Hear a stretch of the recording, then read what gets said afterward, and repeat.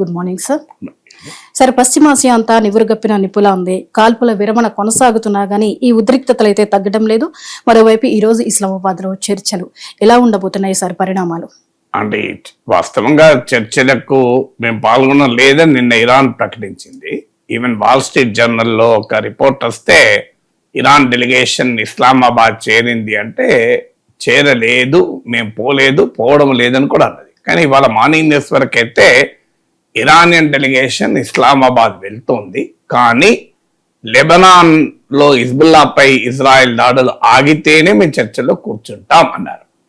అంటే ఇరాన్ వైఖరి చూస్తుంటే అర్థమయ్యేది ఏంటంటే మా వల్ల డిప్లొమసీ ఫెయిల్ అయింది అని ప్రపంచానికి మెసేజ్ పోకూడదు కనుక మా వల్ల ఫెయిల్ కాలేదు, ఇజ్రాయెల్ అమెరికాల వైఖరి వల్ల ఫెయిల్ అయింది అనేది ఎస్టాబ్లిష్ చేయటానికి, అంటే గుడ్ కాప్ బ్యాడ్ కాప్ అంటారు ఇంగ్లీష్లో. అంటే నేను మంచి వాడిని, ఎదుటి వాడే తప్పు చేస్తున్నాడు అనేది ఎస్టాబ్లిష్ చేయడానికి ఇరాన్ చాలా స్పష్టంగా తన డిప్లొమసీ ప్లే చేస్తుంది. అందుకే ఇరానియన్ డెలిగేషన్ వెళ్ళింది.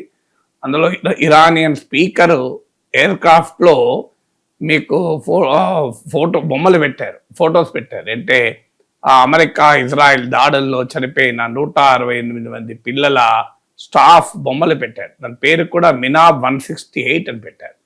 అంటే చాలా ఎమోషనల్ డిప్లొమసీ కూడా ఇరాన్ మొదలుపెట్టింది. ఎందుకంటే ఇందులో ఇజ్రాయెల్ గేమ్, అమెరికన్ గేమ్ను ఎక్స్పోజ్ చేసే పని ఇరాన్ మొదలుపెట్టింది. బహుశా చర్చలు మరి జరుగుతాయా లేదా చూడాలి. కానీ క్లియర్గా అయితే పీఠముడి లెబనాన్ అనే అంశం అయితే నిన్న మనం మాట్లాడుకున్నట్లు ఇజ్రాయెల్ లెబనాన్ పైన జరుపుతున్న దాడులు, హిజ్బుల్లా పై దాడులు అయితే కాంట్రవర్సీగా ఉన్నమాట నిజం. అలాగే న్యూక్లియర్ ఎన్రిచ్మెంట్ ఇష్యూపై కూడా ఇంకా తేలినట్లేదు. అంటే చాలా వైడ్ గ్యాప్ ఉంది, చాలా మిస్ట్రస్ట్ ఉంది. ఒకరి మీద ఒకరికి అసలు పూర్తిగా విశ్వాసం లేదు. ఎక్కడ కనీసము చర్చలకు బేసిక్ పాయింట్ ఏంటంటే కాస్తంత నమ్మాలి ఎవరినెవరు. సో మీరు ట్రంప్ వైఖరి చూస్తే ఎట్లా నమ్ముతారు? ఇప్పుడు కూడా చూడండి, చర్చలు మేము నౌకలల్లా ఆయుధాలు లోడ్ చేసి పెట్టాము. సో ఒక చర్చలకు ముఖ్యంగా కావాల్సింది కాన్ఫిడెన్స్ బిల్డింగ్ మెజర్స్ అంటారు, CBMs అంటారు. అంటే ఏ చర్చలైనా, ఏ ఒప్పందమైనా, ఏ పీస్ డీల్ అయినా కుదరాలి అంటే fundamental thing that should happen is the confidence building measure, CBMs అంటారు. అంటే కానీ ఇక్కడ ఎక్కడ జరుగుతుంది? కాన్ఫిడెన్స్ బిల్డింగ్ మెజర్స్ కాదు, కాన్ఫిడెన్స్ డిస్ట్రక్షన్ మెజర్స్ నడుస్తున్నాయి. అంటే విశ్వాసాన్ని దెబ్బతీసేటువంటి చర్యలు. మీరు చూడండి, ఒకవైపు ఏమో ఈ సీజ్ ఫైర్ అగ్రిమెంట్ కుదిరినప్పటి నుంచి ఇజ్రాయెల్ లెబనాన్లో మారణకాండను, దాడుల్ని విపరీతంగా పెంచేసింది. వందలాది మంది చనిపోయారు హిజ్బుల్లా వారు.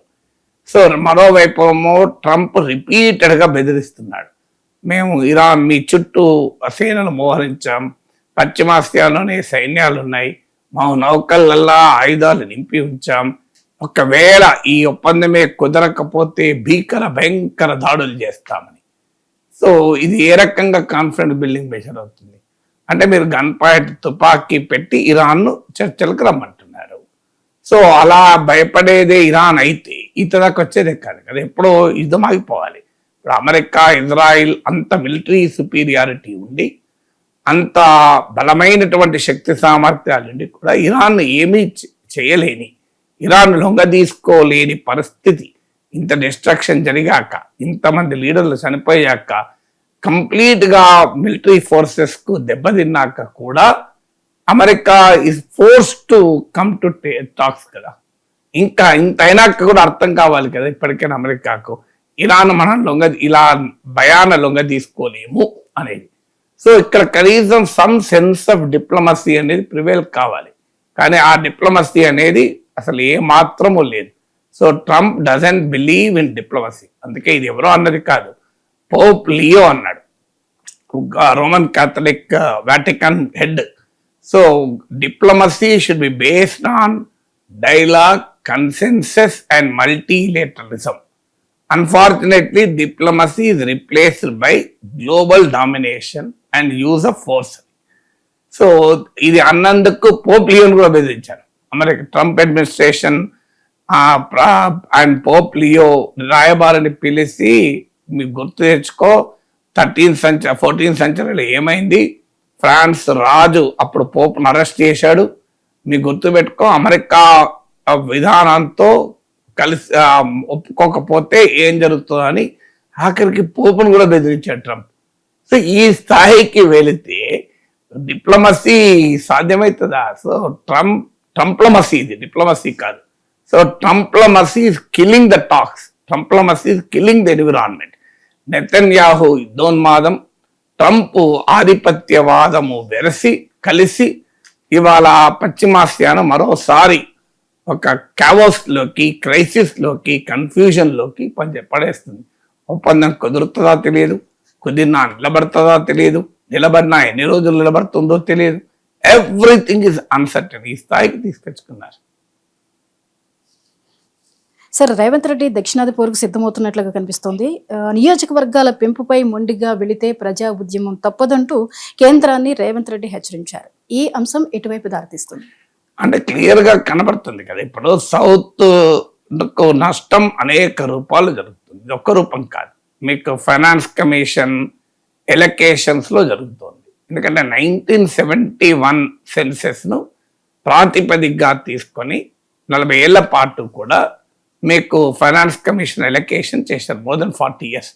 ఎందుకంటే 1971 తర్వాత పాపులేషన్ కంట్రోల్ మెజర్స్ ఇండియాలో మొదలు పెట్టారు.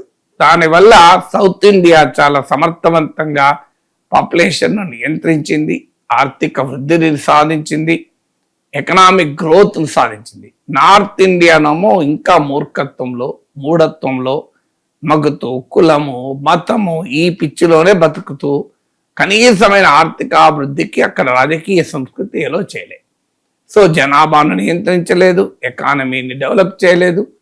అక్కడ మీకు నార్త్ సౌత్ డివైడ్ క్లియర్గా కనబడుతుంది. మీరు ఎనీ ఎకనామిక్ డెవలప్మెంట్ ఇండికేటర్ తీసుకోండి, నార్త్ ముఖ్యంగా బీమారు స్టేట్స్ బీహార్, మధ్యప్రదేశ్, ఛత్తీస్గఢ్, జార్ఖండ్, రాజస్థాన్, ఉత్తరప్రదేశ్, ఈ స్టేట్స్తో పోలిస్తే తమిళనాడు, కర్ణాటక, కేరళ, ఆంధ్ర, తెలంగాణ ఫార్ డెవలప్డ్. ఏ ఇండికేటర్స్ అని తీసుకోండి.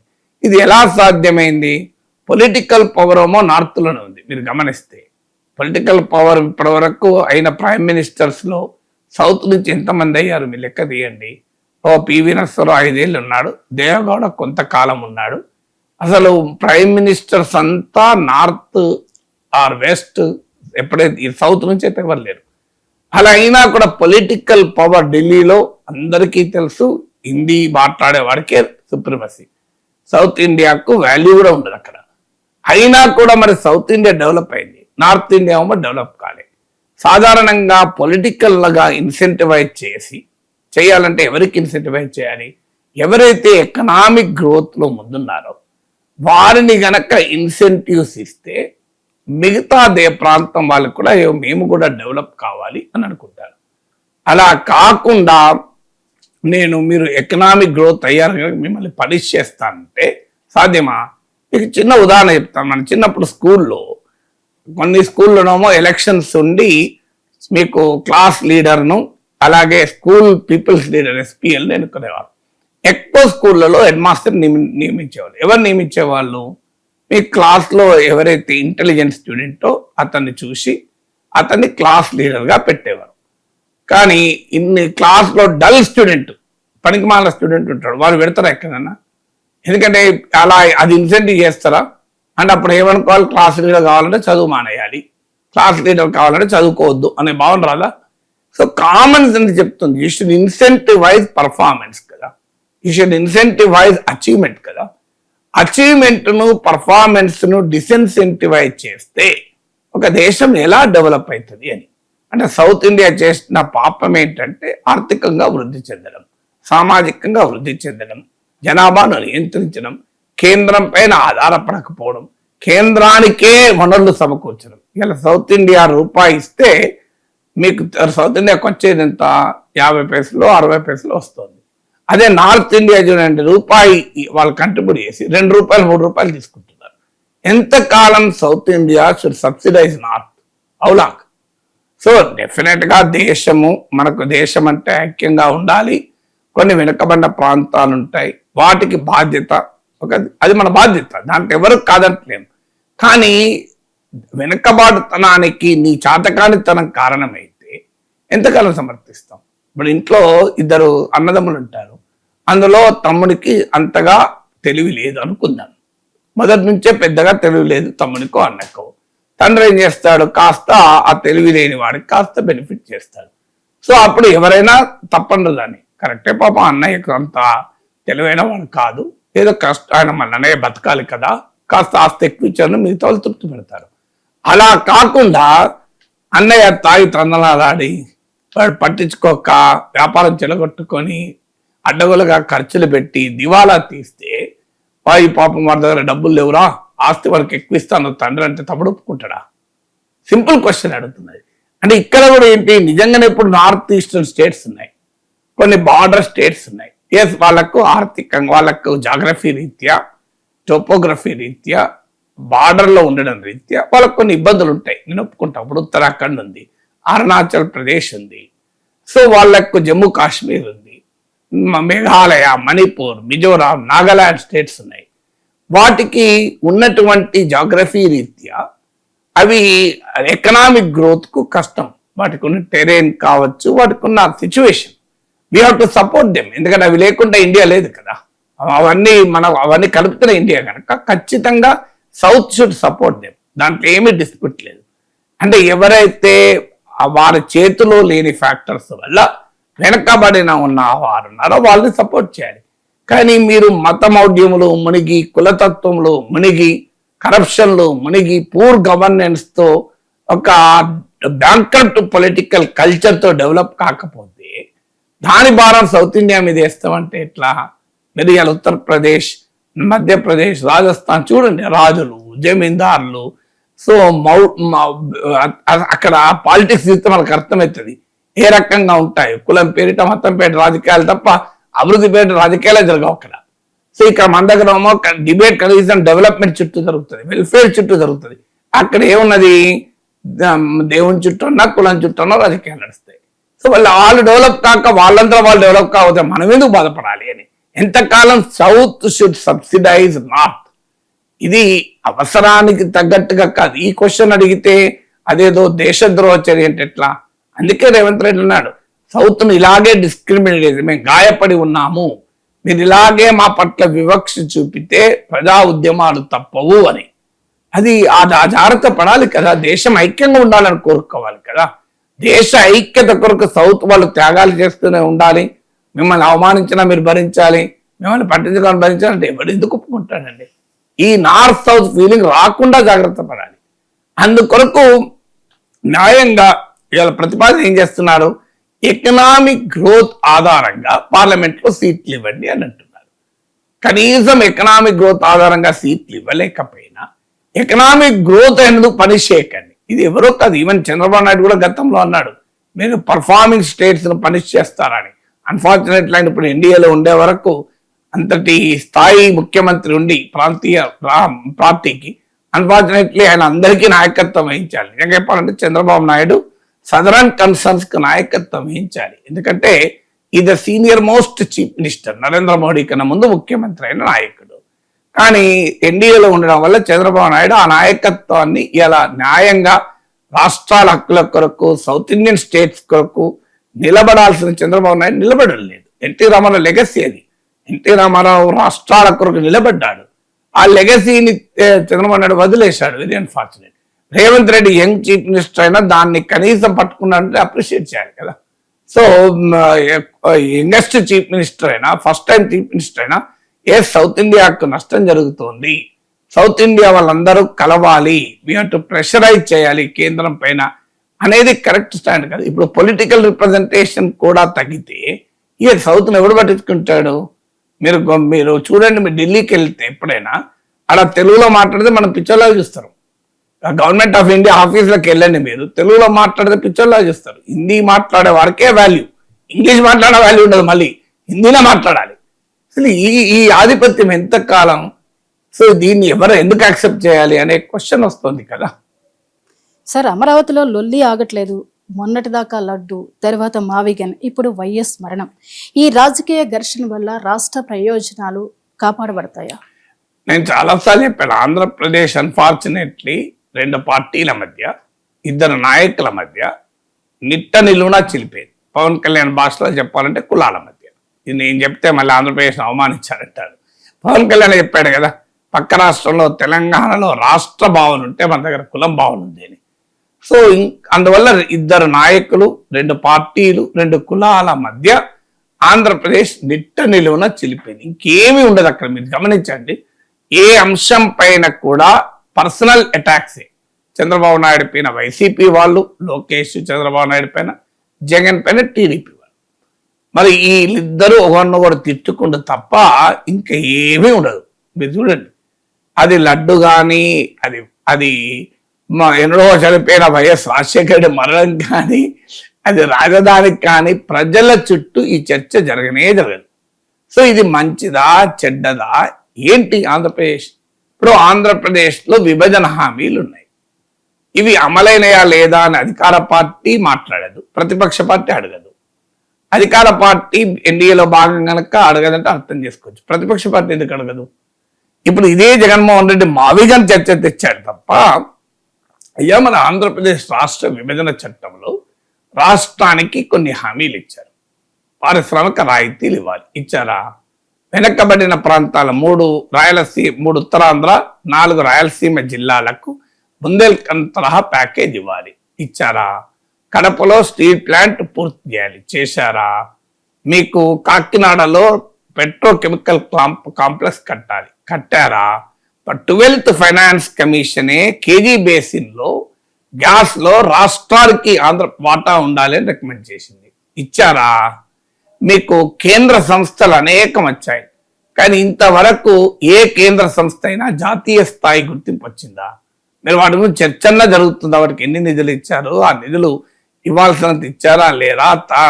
తాడేపల్లిగూడెంలో ఎన్ఐటి, అనంతపురంలో సెంట్రల్ యూనివర్సిటీ, ఐఏఎం, ఐఐటి ఎలా జరిగింది అని ఒక ప్రతిపక్ష నేత లేదా అధికార పక్ష మంత్రులు వెళ్ళి కనీసం ఎంక్వైరీ చేసి మాకు ఇంకో ఇంతే జరిగింది, ఇంకా జరగాలని అడుగుతున్నారు ఎక్కడన్నా? ఏమీ లేదు. పోనీయండి, అమరావతికి 50,000 కోట్లు ఇవ్వండి అని అధికార ముఖ్యమంత్రి అడగడు, ప్రతిపక్ష నేత అడగడు. మీరు గమనించండి, విచిత్రం ఇది.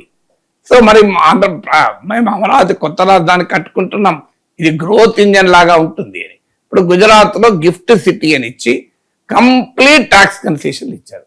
మరి అమరావతిని కూడా గిఫ్ట్ సిటీ ఎందుకు చేయరు? మీరు పోనీ వైజాగ్ ఫైనాన్స్ ఫిన్టెక్ వ్యాలీ కావాలని చంద్రబాబు లక్ష్యం, దాన్ని ఎందుకు చేయరు? కర్నూలులో డిఫెన్స్ కారిడార్ పెట్టాలన్నది చంద్రబాబు హామీ, అది ఎందుకు పెట్టారు? సో మీకు అమరావతిలో క్వాంటమ్ వ్యాలీ పెడుతున్నారు, నేషనల్ క్వాంటమ్ మిషన్ అమరావతిని కేంద్రం చేయొచ్చు కదా, ఎందుకు చేయరు? అవి తీసుకెళ్ళి ఎందుకు గుజరాత్లో పెడతారు? దీనికి ఆన్సర్ ఉండాలి కదా. సో ఈ ప్రశ్నలు అధికార పార్టీ అడగదు, ప్రతిపక్ష పార్టీ అడగదు. ఇది railway zone, Visakha railway zone, అన్యాయంగా దాంట్లో ఆదాయం వచ్చే వాల్టర్ డివిజన్ తీసేసి ఇస్తున్నారు. ఆదాయం లేని రైల్వే జోన్ మిగులుతోంది, అది కూడా ఇంతవరకు ఏమైందో ఎవరికి తెలియదు. ఎందుకు రైల్వే జోన్ గురించి అడగరు? బెంగళూరు, కొచ్చిన్ మెట్రోలకు కేంద్రం విరివిగా ఉదారంగా నిధులు ఇచ్చింది, ఎందుకంటే అక్కడ ఎన్నికలు ఉన్నాయి కనుక. మరి విజయవాడ, విశాఖపట్నంలో మెట్రోకి ఎందుకు నిధులు ఇవ్వరు? ఇవి అడగచ్చు కదా. ఇవి అడిగితే రాష్ట్రం అభివృద్ధి అవుతుంది కదా. ఎంతకాలం ఈ లొల్లి? అమరావతి చట్టం చేసాం, సంబరాలు చేసుకోండి, మావిగన్ అని జగన్, లడ్డు మీద గొడుకో పందికో అన్ని అయిపోయింది, ఇప్పుడు అయిపోయింది. ఇంతవరకు ఏం చేస్తలేదు. లడ్డు మీద కంప్లీట్ డిస్కషన్ బంద్. వివేకానంద మర్డర్ కేసు ఏమైంది? ఇంతవరకు ఏం లేదు. మళ్ళీ దేని మీద ఏం కాదు. మీరు విచిత్రం చూడండి. ఇప్పుడు లడ్డు కలితే అని అంటున్నారు, ఇంతవరకు ఎవరన్నా అరెస్ట్ చేసిండ్రు? చిన్నప్పన్ అని ఒక పిఎన్ అరెస్ట్ చేసిండ్రు, ఇంతవరకు ఎవరన్నా ముట్టుకున్నారా? ఏం, నథింగ్, జీరో. మీరు చూడండి 2029 వరకు ఎవరు చేయకపోయినా ఆశ్చర్యం లేదు. శ్రీశైలం లడ్డులో కల్తీ అన్నారు చంద్రబాబు నాయుడు, ఇంతవరకు ఎఫ్ఐఆర్ ఇచ్చిందా? No FIR. అసలు అమెరికా కోర్టులోనే కేసు పడింది. అదాని జగన్మోహన్ రెడ్డి ప్రభుత్వంలో ఉన్న పెద్దలకు, అంటే జగన్మోహన్ రెడ్డి కనే మీనింగ్, 750 కోట్లు లంచాలు ఇచ్చి తనకు అనుకూలంగా పవర్ పర్చేజ్ అగ్రిమెంట్ చేసుకున్నాడని చెప్పి అమెరికాలో అవినీతి కేసు ఉంది. అమెరికన్ కోర్టులో కేసు ఉంది. దానిపైన ఇప్పుడు ఆర్థిక మంత్రి కేశవ్ అంతకుముందు హైకోర్టుకి వెళ్ళాడు, సెంట్రల్ ఎలక్ట్రిసిటీ కమిషన్కి వెళ్ళాడు. అధికారం ఇప్పుడు చంద్రబాబు నాయుడు ముఖ్యమంత్రి. ఎఫ్ఐఆర్ కేసు పెట్టారు జగన్ మీద? No case. మీరు గమనించండి, ఎక్కడ కేసు లేదు జగన్ పైన, ఎఫ్ఐఆర్ లేదు. 750 కోట్లు ముడుపులు తీసుకున్నాడని అమెరికా కోర్టులో కేసు వేస్తే ఆంధ్రప్రదేశ్లో ఎఫ్ఐఆర్ కూడా దాఖలు కాదు. ఎందుకు మరి జగన్ పైన? నేను ఎవరి పైన? జగన్ పైన. మళ్ళీ రోజు జగన్ అవినీతి పడని తిరుగుతారు. మరి ఈ అవినీతి పైన ఎందుకు విచారణ చేయను? ముఖ్యమంత్రి శ్రీశైలంలో కల్తీ జరిగింది అంటాడు. మరి ముఖ్యమంత్రి కల్తీ జరిగింది అన్న తర్వాత కేసు పెట్టాలి కదా, ఏం పెట్టరు. అంటే కేవలం రాజకీయాల కొరకు ఒక నోరు తిట్టుకుంటారు అంతే. ఇందులో రాష్ట్రం లేదు, రాష్ట్ర ప్రజల సమస్యలు లేవు, ఆంధ్రప్రదేశ్ అభివృద్ధి లేదు. It's very very unfortunate thing. ఆంధ్రప్రదేశ్కి ఇది క్షేమదాయకమా? నిన్న కాక మొన్న చిరంజీవి గారు అన్నారు కదా, చిరంజీవి గారు అయితే జగన్ పేటేం కాదు కదా. అయ్యా, ఆంధ్రప్రదేశ్లో ముఖ్యమంత్రి చంద్రబాబు నాయుడు సినిమా వాళ్ళతో సంబంధాలు ఉన్నాయి. సో ఆంధ్రప్రదేశ్లో సినిమా పరిశ్రమను అభివృద్ధి చేయండి అని మెగాస్టార్ పబ్లిక్ గా తెలంగాణ ప్రభుత్వ కృషితో పోలుస్తూ చెప్పారు. మరి చిరంజీవి మాటలకు కూడా గౌరవం ఇయ్యరా? మరి సినిమా ఇండస్ట్రీలో అత్యధికులు ఆంధ్ర ప్రాంతం వాళ్ళే కదా, ఎవరో వెరీ రేర్ కదా తెలంగాణ వాళ్ళు. మరి ఆంధ్ర ప్రాంతంలో సినిమా ఇండస్ట్రీ డెవలప్ అవుతుంది కదా, ప్రమాణం డెవలప్ చేయొచ్చు కదా, ఎందుకు చేయరు? ఆంధ్రప్రదేశ్లో అద్భుతమైన అగ్రికల్చరల్ సంపద ఉన్నది కదా, ఆగ్రో ఇండస్ట్రీస్ ఎందుకు డెవలప్ చేయరు? దీనిపైన చర్చ ఎందుకు జరగదు? 974 కిలోమీటర్ల తీర ప్రాంతం ఉంది కదా, ఈ తీర ప్రాంతాన్ని ఒక బ్రహ్మాండమైన టూరిస్ట్ సెంటర్గా ఎందుకు డెవలప్ చేయకూడదు? సో మీరు ప్రపంచంలో ఎక్కడైనా వెళ్ళండి, సింగపూర్ చూడండి, తైవాన్ చూడండి, చాలా చిన్న తీర ప్రాంతం కూడా వాళ్ళు బ్రహ్మాండంగా డెవలప్ అయ్యారు కదా. ఆ రకంగా మన ఆంధ్రప్రదేశ్ తీర ప్రాంతం డెవలప్ చేసుకుందాం, బ్రహ్మాండమైన టూరిస్ట్ సెంటర్స్ పెట్టుకుందాం. చిన్నగా డెవలప్ అయినా చూడండి, చీరాలు వెళ్ళాను నేను. ఒకప్పుడు చీరాలు వెళ్తే ఏమీ లేకుండా ఇప్పుడు కనీసం ఒక 2 పోర్ట్లు వచ్చాయి, ఒక సీషోర్లు వచ్చాయి. కొంత పర్యాటకులు హైదరాబాద్ నుంచి చీరాల, సూర్యలంక, బాపట్ల వెళ్తున్నారు. ఇప్పుడు ఇలా ఒక్క చీరాల బాపట్ల ఏంటి, ఆ 974 కిలోమీటర్లు ఇంటర్నేషనల్ టూరిస్టులు అట్రాక్ట్ చేయొచ్చు. బోలెడు గోవాలు తయారు చేయొచ్చు, బోలెడు అండమాన్ తయారు చేయొచ్చు. ఎందుకు చేయరు? ఆవేదన వస్తుంది. ఇంత అవకాశాలు ఉన్నాయి కదా ఆంధ్రప్రదేశ్కు, దీన్ని డెవలప్ చేయొచ్చు కదా. దీనిపైన చర్చ జరగచ్చు కదా అధికార ప్రతిపక్ష పార్టీల మధ్య. ఎర్రచందనం స్మగ్లింగ్ అని కొన్ని ఏళ్ళు నడిచింది, ఏమైందో ఎవరికి లేదు. సో మరి అదంతా ఏమైంది? దీనిపైన చర్చలు, ఇసుక, మట్టి, గనులు, వీటిపైన అక్రమ రవాణా అని చాలా రోజులు చర్చ నడిచింది. ఈ పార్టీ అధికారంలో, ఆ పార్టీ అధికారం, అదంతా ఏమైంది? ఆ సంపద అంతా, సహజ వనరులంతా దీని మీద చర్చ జరగాలి కదా. పోలవరం కేంద్రం హామీ, అది విలీన చట్టం, మరి అది ఎలా పూర్తి చేయాలి నాకు చర్చ జరగాలి కదా. పోలవరమైనా ఏదైనా మళ్ళీ ఎక్కడికి వస్తుంటే చంద్రబాబు, జగన్, టీడీపీ, వైసీపీ, లేదంటే 2 కులాలు, ఇదే పంచాయతీ తప్ప. అన్ఫార్చునేట్లీ సమాజం కూడా అట్లనే చీలిపోయింది, అది బాధేస్తుంది. సమాజం అన్నా కనీసం చైతన్యవంతంగా ఉంటాయి. ఆంధ్రప్రదేశ్ చాలా గొప్ప చైతన్యం ఉన్న రాష్ట్రం. సో అద్భుతమైన ప్రజా చైతన్యం ఉన్న ప్రాంతం అది. సో తెలంగాణ మీకు అన్ని రకాల చైతన్యం, మీకు మామూలుగా సంఘ సంస్కరణోద్యమం కందుకూరు వీరేశలింగం పంతులు లాంటి వాళ్ళు, స్వాతంత్రోద్యమం అల్లూరి సీతారామరాజు లాంటి వాళ్ళు, చీరాల పేరాల సహాయ నిరాకరణోద్యమం, మీకు శ్రీకాకుళం సాయుధ రైతాంగ పోరాటం, చలపల్లి జమీందారీ వ్యతిరేక పోరాటాలు, ఇన్ని అద్భుతమైన పోరాటాల గడ్డ కదా అది. వీరబ్రహ్మం లాంటి, వేమన లాంటి గొప్ప సంస్కర్తలు, అన్నమయ్య లాంటి మహనీయుడు, ఇంత చరిత్ర ఉన్న ప్రాంతాన్ని ఈ కులం గొడవలో, రాజకీయ గొడవలో, నాయకుల మధ్య గొడవలో బలి చేస్తుంటే బాధేస్తుంది. ఇది అడిగితే మీరు తెలంగాణ వాడు వెదుకు, ఆశ్చర్యంగా ఉంది. ఆంధ్ర నాయకుల ఆస్తులేమో హైదరాబాద్ ఉంటాయి, ఆంధ్ర నాయకుల వ్యాపారాలు హైదరాబాద్ ఉంటాయి, ఆంధ్ర నాయకులంతా వీకెండ్లో హైదరాబాద్లో ఉంటారు. కానీ ఇది ఇంత మంచిగా ఆంధ్రప్రదేశ్కి న్యాయం చేయండి అని అడిగితే నువ్వు తెలంగాణ అడిగి నీకెదుకోని నా మీద పడతారు. ఏం అర్థం కూడా కాదు అది. సార్, రాజకీయ పార్టీల్లో కార్యకర్తల పాత్ర తగ్గిపోతుందా? జెండాలు మోయడానికే కార్యకర్తలు పరిమితం, రాజకీయ పార్టీలు నాయకులకే అన్న భావన కనిపిస్తోంది. ఈ భావన రాజకీయ పార్టీల మీద ఎటువంటి ప్రభావం? నిజమది. ఎందుకంటే తరతర తేడాలు ఉన్నా కూడా పార్టీల్లో అన్ఫార్చునేట్లీ కార్యకర్తలు పనిచేసేవారుగా మారిపోయారు. ఒకప్పుడు సామాన్య కార్యకర్తగా ఉన్నవాడు నాయకుడిగా అయ్యేవారు, మీరు ఒక స్థాయికి వచ్చేవారు. ఇప్పుడు మనకు ఈవెన్ భారతీయ జనతా పార్టీ తీసుకుంటే నరేంద్ర మోడీ ఎవరు? ఒక సాధారణ RSS ప్రచారక్, సాధారణ పార్టీ కార్యకర్త, దేశ ప్రధాని అయ్యారు. సో రాజకీయ పార్టీల్లో ఇలా ఒక సాధారణ కార్యకర్త కూడా అగ్రనేతలుగా ఎదిగేవారు కాలక్రమేణా. సో సర్పంచ్ స్థాయి నుంచి సమితి ప్రెసిడెంట్, ఎమ్మెల్యే, మంత్రి, ముఖ్యమంత్రి దాకా వచ్చేవాళ్ళు. ఇప్పుడు అదంతా ఏమీ లేదు. ఎందుకు లేదు? కారణం ఏంటి అంటే, ఒకటి డబ్బు రాజకీయాలు పెరిగాయి, ఈ పార్టీ ఆ పార్టీ తేడా లేదు. డబ్బు రాజకీయాలు పెరగడంతో నీకు 5,000 కోట్లుంటే నువ్వు మంత్రి అయిపోతావు, నువ్వు 1000 కోట్లుంటే రాష్ట్ర మెంబర్ అవుతావు, నీకు ఒక 50 కోట్లు 100 కోట్లు పార్టీలకు ఇస్తే నేను రాష్ట్రపతికి వెళ్తాను. నువ్వు జెండా పోయాల్సిన అవసరం లేదు, ఎజెండా సెట్ చేయాల్సిన అవసరం లేదు. నీకు ఒక 3-4 వేల కోట్లు ఇస్తే రాష్ట్రంలోనూ కేంద్రంలో మంత్రి అయిపోతావు ఉంటే. ఎందుకంటే వాళ్ళే ఎన్నికల్ని ఫండ్ చేస్తారు, ఫైనాన్స్ చేస్తారు. రాజకీయ పార్టీకి ఒక నాయకుడు అన్నాడు నాతోని, సార్ మీరు జెండాలు మోసిన కార్యకర్తల గురించి మాట్లాడుతున్నారు, ఆ జెండాలు సభకూర్చింది మేము కదా సార్, మాకేముండదా అన్నాడు. అలా జెండాలు కొన్నదేవుడు, జెండాలు పైసలు పెట్టిందేవారు మేమే కదా అన్నాడు. కార్యకర్తలు మోస్తున్నారు కదా సార్, మేమంతా దాని జెండాలు తయారు చేయించింది మేమే కదా అన్నాడు. సో అందువల్ల ఇవాళ రాజకీయ పార్టీల్లో డబ్బంటూ ఉంటే, సూట్ కేసు అంటూ ఉంటే ఆ రాత్రి దిగొచ్చి నీవు ఇప్పుడు ఎన్ఆర్ఐలు కొంతమంది పాలిటిక్స్లో దిగాలనుకున్న వాళ్ళు అదే పని చేస్తారు. 6 నెలల ముందో 3 నెలల ముందో వస్తారు. సో వాళ్ళు వచ్చి వాళ్ళు ఎమ్మెల్యేలు కావచ్చు, ఎంపీలు కావచ్చు, మంత్రులు కావచ్చు. ఇది ఒక ప్రిడామినెంట్ ట్రెండ్. అందరూ అలా నేను అనడం లేదు, కానీ ఒక ప్రిడామినెంట్ ట్రెండ్గా మారిపోయింది. ఇక ఇది ఈ డబ్బు ప్రభావం కారణం. రెండో కారణం ఏంటంటే, ఒకప్పుడు పార్టీ తన అభిప్రాయాల్ని, తన విధానాల్ని, కార్యక్రమాల్ని జనంలోకి తీసుకెళ్ళటానికి వారధిగా కార్యకర్తలు ఉపయోగపడేవారు. మన నాయక పార్టీకి ప్రజలకు మధ్య వారధిగా. ఇప్పుడు ఈ సోషల్ మీడియా వచ్చాక అసలు పార్టీ ఏమి చెప్పదలుచుకున్నది అనేది త్రూ కార్యకర్తలు అవసరం లేదు, డైరెక్ట్ గా ప్రజలకే చేరుతోంది. సో త్రూ కార్యకర్తల ద్వారా ప్రజలకు విధానాలు చేరవేయడం, వైఖరి చేరవేయడం, తాము చేసే కార్యక్రమాల గురించి ప్రచారం చేసుకోవాల్సిన అవసరం లేదు. ఇవాళ సోషల్ మీడియా వచ్చాక కార్యకర్తలతో సంబంధం. చంద్రబాబు నాయుడు ఒక మాట అన్నాడు, జగన్ ఒక మాట అన్నాడు. సో మీకు ఆ మాట ఒకప్పుడు కార్యకర్తలు జనంలోకి తీసుకెళ్లేవాళ్ళు. మన నాయకుడు ఈ మాట చెప్పాడు, ఇప్పుడు అవసరం ఉందా? వాళ్ళే జనమే కార్యకర్తలు చెప్పినట్టు అయ్యారు. అది రెండవ కారణం. అంటే social media, digital media, hyper media environment లో పార్టీకి ప్రజలకు మధ్య వారధులు అవసరం లేకుండా పోయారు కార్యకర్తలు. మూడోది ఏంటంటే, కార్యకర్తలు ప్రజలకు భారంగా మారుతున్నారు కొన్ని చోట్ల. అంటే ఆ కాంట్రాక్ట్ లో వాళ్ళకు వాటా, అసలు పార్టీ ప్రభుత్వ కార్యక్రమాలు వాళ్ళకు అందాలంటే వీళ్ళ ద్వారా పోవాలి. రేషన్ కార్డు రావాలన్నా, ఇల్లు రావాలన్నా కంపల్సరీ పార్టీ కార్యకర్త దాంట్లో కట్ అనేది అనివార్యమవుతుంది.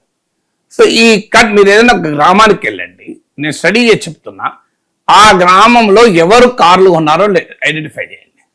చిన్న ఎక్సైజ్.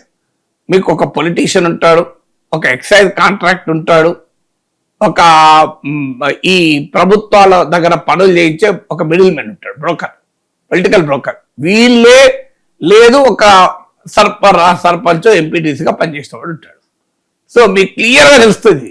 మీరు ఎక్కడైనా ఏ గ్రామానికైనా వెళ్ళండి, ఈ గ్రామంలో కార్లు ఎవరికి ఉన్నాయో లెక్క తీయండి, వాళ్ళ బ్యాక్గ్రౌండ్ ఎట్టి తీయండి, మీకు తెలిసిపోతుంది. అంతే. అలా ఒక మధ్య దళారీలుగా చాలా చోట్ల కార్యకర్తలు కాకపోయినా స్థానిక నాయకులు మారారు. కార్యకర్తల పాపం ఏం దక్కకపోవచ్చు, కానీ స్థానిక నాయకులు మారారు. దీని నుంచి రాజకీయ నాయకత్వం ఏం ఆలోచించారంటే, ముఖ్యమంత్రుల స్థాయిలో ఉన్న వాళ్ళు, సో ఈ కార్యకర్తల ద్వారా మనం స్థానిక నాయకుల ద్వారా ప్రజలకు చేరుకుంటుంటే అది పూర్తిగా ప్రజలకు దక్కడం లేదు, మన స్థానిక నాయకులే సగం మిగుతున్నారు అని భావించి డైరెక్ట్ బెనిఫిట్ ట్రాన్స్ఫర్ పట్టుకొచ్చారు. అంటే మనం జగన్ టైంలో చూసాం. ఇప్పటికి కూడా జగన్ గారు కొద్దిగా పాపులరైజ్ చేశారు బటన్ నొక్కుడు, కానీ ఎవరున్నా బటన్ నొక్కుడే. ఈ బటన్ నొక్కడం వల్ల ఏమైతుంది అంటే, ప్రభుత్వంతో పనులు కావాల్సిన వారికి ప్రజలకు నేరుగా సంక్షేమ పథకాలు అందుతున్నాయి. మీకు కార్యకర్తలతో పని ఏంటి? కార్యకర్తలతో అవసరం లేని పరిస్థితికి వచ్చింది. జగన్మోహన్ రెడ్డి అయితే వాలంటీర్లను సచివాలయాలు పట్టుకొచ్చాక అసలు కార్యకర్తల పని ఏంటి? One of the reason for Jagan ఓటమికి అది కూడా కారణం. ప్రజలకు మేలు అవడం ఒక విషయం, కానీ ఓట్లు రావాలంటే కార్యకర్తలే కదా క్షేత్ర పనిచేయాల్సింది. వాళ్ళ మోటివేషన్ లేకుండా పోయింది. మాకు ఏమున్నది? సో డబ్బులు వచ్చాం వాళ్ళ అకౌంట్లో పడుతున్నాయి, పనులు ఉంటే వాలంటీర్లు చూసుకుంటున్నారు, సచివాలయం చూసుకుంటున్నారు. అసలు ప్రజలు మా దగ్గర రావడమే మానేశారు అని భావించారు. అది జగన్మోహన్ రెడ్డి బాగా దెబ్బతింది. ఎందుకంటే ప్రజలకు పార్టీకి ఉన్న పొలిటికల్ కాంటాక్ట్ కాస్త బ్రేక్ అయిపోయింది, బ్యూరోక్రాటిక్ కాంటాక్ట్ వచ్చింది. దానివల్ల ఓటర్లను మొబిలైజ్ చేయడం అనేటువంటి కెపాసిటీ కార్యకర్తలు తగ్గిపోయింది. సో ఇది మూడో కారణం. నాలుగో కారణం ఏంటంటే, పొలిటికల్ లాయాలిటీ లేకుండా పోయింది. ఒకప్పుడు పార్టీ కార్యకర్త అంటే వాడు జీవితం అంతా అదే పార్టీకి పనిచేసేవాడు. ఇప్పుడు ఏముంది, పైన నాయకుడు మారితే కింద పోలో అంటూ కార్యకర్తలు మారుతున్నారు. మీరు జగిత్యాల కాన్స్టిట్యున్సీ తీసుకోండి. నిన్నటి దాకా బీఆర్ఎస్ లో ఉన్న కార్యకర్తలంతా ఇప్పుడు కాంగ్రెస్ కార్యకర్తలు అయ్యారు. నిన్నటి దాకా కాంగ్రెస్ లో ఉన్న కార్యకర్తలలో ఇలా బీఆర్ఎస్ కార్యకర్తలు అయ్యారు. ఇక్కడ కార్యకర్త ఎవరున్నారు, బ్రాండ్లు మారుతుంటే. సో ఈ పార్టీ ఫిరాయింపుల సంస్కృతి కూడా ఏమైందంటే, ఒక కార్యకర్త పార్టీకి మధ్య ఒక లాయాలిటీ అనేది బ్రేక్ అయిపోయింది. అసలు ఆ లాయాలిటీ అనేది లేకుండా పోయింది. ఇది 4వ ఫ్యాక్టర్.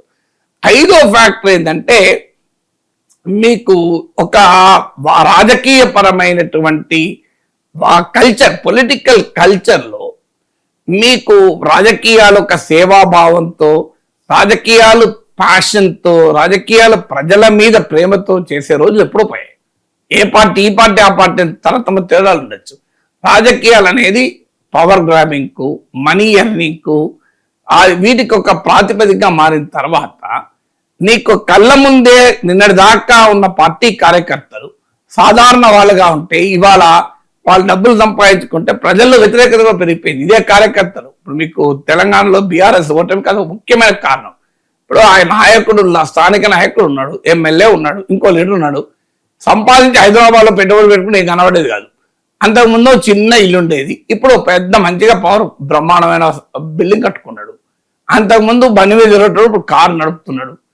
సో స్థానికంగా ఉన్న ఓటర్లకు కార్యకర్తల వల్ల పార్టీ పైన ఇంప్రెషన్ మారిపోతుంది. సో మీకు బీఆర్ఎస్ ఓటమికి అది కూడా ఒక ముఖ్యమైన కారణం. Public perception of the party operators అనేది మారిపోయింది. సో ఈ ఫ్యాక్టర్స్ అన్నీ కలిసి రాజకీయ పార్టీలో కార్యకర్త అదృశ్యమైపోతున్నాడు. సో కార్యకర్త అనే లేరు. రాజకీయ పార్టీకి ఒక మార్కెటింగ్ నెట్వర్క్ లాగా, సేల్స్ ఫోర్స్ గా కార్యకర్తలు తయారు చేస్తున్నారు కదా. Yes sir. సార్, సీనియర్ని గౌరవించే చరిత్ర బీఆర్ఎస్ కి లేదు అంటూ రేవంత్ రెడ్డి వ్యాఖ్యానించారు. అంటే పార్టీ ఫిరాయించిన వారికి గౌరవం దక్కట్లేదంటారా? అంటే సీనియర్లను గౌరవించడం, జూనియర్ గౌరవించడం అనేది ఇక్కడ ఉంటుంది. ఇప్పుడు సీనియర్లు గౌరవించే చరిత్ర కాంగ్రెస్ పార్టీ ఉంటే రేవంత్ రెడ్డి ఇట్లా ముఖ్యమంత్రి అవుతాడు. సో కాంగ్రెస్ లో రేవంత్ రెడ్డి కన్నా సీనియర్లు చాలా మంది ఉన్నారు కదా. Bhatti Vikramarka senior, Uttam Kumar Reddy senior, Komatireddy Venkatreddy senior, Sridhar Babu senior, Damodar Rajanarasimha senior, వీళ్ళంతా పొన్నం ప్రభాకర్ సీనియర్. కాంగ్రెస్ లో అందరు సీనియర్లే కదా రేవంత్ రెడ్డి కన్నా. సో జూనియర్ రేవంత్ రెడ్డి కన్నా జూనియర్లు ఎవరు కాంగ్రెస్ లో? పొంగులేటి శ్రీనివాసరెడ్డి జూనియర్ కాంగ్రెస్ కన్నా. సో అందువల్ల రేవంత్ రెడ్డి కన్నా జూనియర్లు ఎంతమంది ఉన్నారు కాంగ్రెస్ లో? అదే క్వశ్చన్ వస్తాయి కదా. అందువల్ల రేవంత్ రెడ్డి గతంలో పాయింట్ చెప్పాడు, సీనియర్ జూనియర్ అని వచ్చినప్పుడు. సో ఒక పోలీస్ స్టేషన్ లో 20 ఏళ్ళుగా పనిచేసే కానిస్టేబుల్ ఉంటాడు, కొత్తగా ఐపీఎస్ రిక్రూట్ అయి వస్తాడు ఎస్పీ. సో ఈ 20 ఏళ్ళగా పనిచేసిన కానిస్టేబుల్ సల్యూట్ కొడతాడు తప్ప, నేను 20 years గా ఈ పోలీస్ స్టేషన్ లో పనిచేస్తున్నా, నువ్వు మొన్న రిక్రూట్ వేస్తావా అని అనలేడు కదా అన్నాడు. సో అందువల్ల సీనియర్ జూనియర్ అనేది ఉండదు. రాజకీయాల్లో ఎవరి వల్ల ప్రయోజనం ఉంటే వాళ్ళని దగ్గర తీస్తారు. ఇప్పుడు మీకు ఆ మాటకు వస్తే బీఆర్ఎస్ లో కూడా సీనియర్లకు దక్కింది పదవులు, సీనియర్లు కాని వారు కొత్తగా చిన్న వారికి దక్కింది కదా.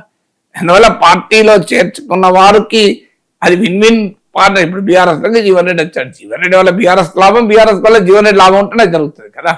అయితే కాంగ్రెస్ లో సీనియర్లకు గౌరవం దక్కడం లేదు, అందువల్ల నేను కాంగ్రెస్ ను వీడుతున్నానని జీవన్ రెడ్డి అన్నాడు కనుక దానికి కౌంటర్ గా బీఆర్ఎస్ లకు పైన సీనియర్లకు గౌరవం దక్కదు అని ఒక నరేటివ్ చెప్తున్నాడు. అది గౌరవాలు కూడా ఎప్పటికీ స్టాండర్డ్ గా ఉండదు. ఇప్పుడు కడియం శ్రీహర్ ఉన్నాడు, సో ఆయనను తెలుగుదేశం నుంచి బీఆర్ఎస్ లోకి చేరాక ఆఖరి డిప్యూటీ చీఫ్ మినిస్టర్ స్థాయి వరకు వెళ్ళాడు, తర్వాత ఆయనకు మంత్రి పదవి కూడా ఇవ్వలేదు. సో ఇలా ఒక్కొక్కరిని మీకు నాయకులు చూస్తే ఒక దశలో ఒక స్థాయి వరకు వస్తారు, తర్వాత మళ్ళీ ఈ స్థాయిలో కొత్త వాళ్ళు వస్తారు. పార్టీ అనేది ఒక డైనామిక్ ప్రాసెస్ కదా.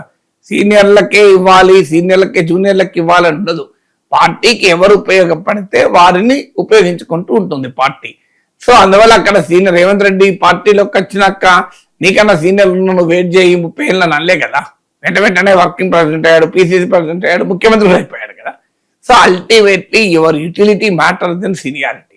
సీనియారిటీ అనేది బ్యూరోక్రసీలో మీకు ఒక ఎల్డీసీగా జాయిన్ అయితే UDC, superintendent, assistant registrar, joint deputy registrar, joint registrar గా రిటైర్ అవుతారు మా ఉస్మాన్ సిటీలో. అది సీనియారిటీ. సో ఇక్కడ సీనియారిటీ ఉండదు. ఇక్కడ నువ్వు పార్టీలో అయినాక 30 ఏళ్ళకి ముఖ్యమంత్రి అనదు కదా. So parties work not on seniority, parties work on ability of the leader. ఆ లీడర్కి ఎబిలిటీ ఉంటే ఫాస్ట్ గా పైకి వస్తాడు.